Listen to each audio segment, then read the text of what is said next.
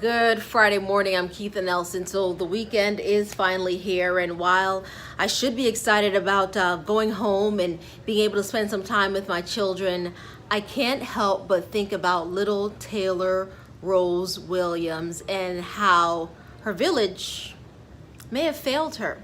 That's what a lot of you are saying right now on social media, and I can't help but chime in myself and agree with that. And I say that because of the facts, the evidence that we've seen, what it shows. It shows that there's so many people that could have stepped in, possibly, and we would have had a completely different outcome. A lot of you are saying that right now.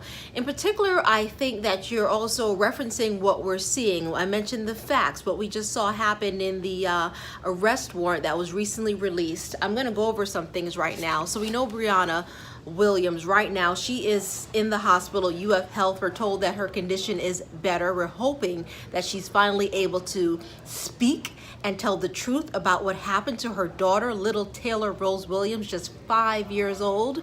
I get a little passionate talking about this, like so many of you are, because you wonder what really happened to this little girl. Back to this arrest warrant. It was released a couple of days ago, but I go back and I read through this, and I can't believe it. So we know that she's charged with child neglect as well as lying to police. That came out in this. What you see that's really disturbing is a neighbor, we're told, has not been identified. A neighbor saw this little girl, 5 years old, in their apartment complex on the city's south side on several occasions, roaming the complex in her PJs with a little doll in hand. You can't help but to picture that scene. Again, little girl, just 5 years old, in her pajamas, walking around an apartment complex on her own, and nobody calls DCF? Nobody calls the police to see what's going on? So this neighbor says that he was concerned. So he approached her at one point and asked, what's going on? I'll quote what it says. It says, "Hey, sweetie, what are you doing?" Taylor Rose replied, "Looking for my mama." It just breaks your heart to hear something like that, doesn't it? Along with the scene that you picture, what she's looking like by herself.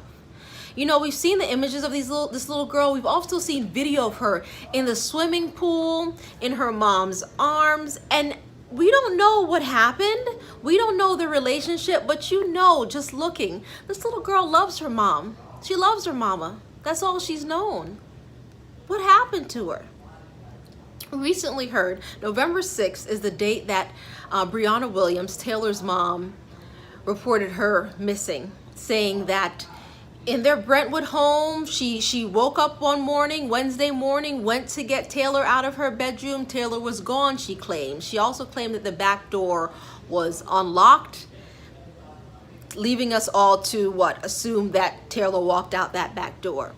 Well, police said that she was lying. That was not the case, because we do know that remains believed to be Taylor's remains were found in Alabama, Demopolis, in that pocket of Alabama, Demopolis, Linden, in between.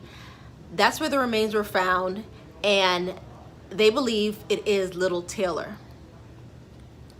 All these little bits and pieces coming together. Still waiting to find out exactly what happened. We know that one of our reporters here at First Coast News, Kaylee Tracy, spoke with the family of Brianna. Her sister in particular says she does not believe that Brianna harmed her daughter. She says she's covering up for whoever did it. We don't know. We don't know. We're waiting to hear from her. My main thing right now is just thinking about how all of this could have been prevented, what could have been done. Also in this report, you'll see that both maternal and paternal grandparents indicated they have not seen Taylor Rose in more than a year. No questions?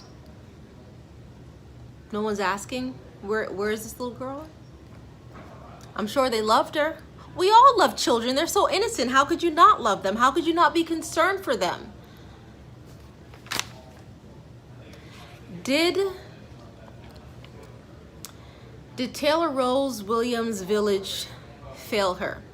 I say it time and time again. It's an old saying that I believe to be true. It takes a village to raise a child. And did this child's village fail her? It appears that she was failed. Again, we're waiting to find out exactly what happened. And I remember the beginning of this, we kept on saying we're praying for the best, praying for the best. I'm continuing to pray for the best. Because even if she's, God forbid, not with us, let's hope that it wasn't a horrific death, if that's the case. I don't want to jump to conclusions because we just don't know.